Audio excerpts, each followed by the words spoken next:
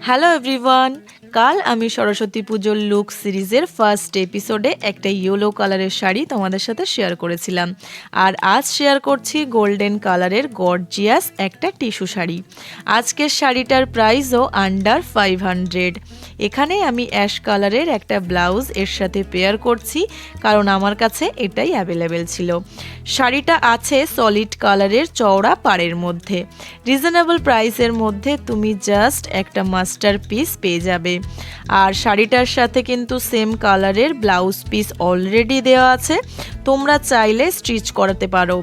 আমার মনে হয় সেম কালারের ব্লাউজের সঙ্গে পেয়ার না করে ব্ল্যাক, হোয়াইট বা রেড যে কোনো ডিপ কালার দেখে একটা ব্লাউজের সঙ্গে যদি তুমি পেয়ার করতে পারো তাহলে সেটা বেশি ভালো লাগবে।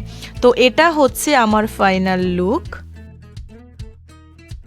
পার্সোনালি আমার শাড়িটা খুব ভালো লেগেছে, একটা সাউথ ইন্ডিয়ান ভাইবসও দিচ্ছে।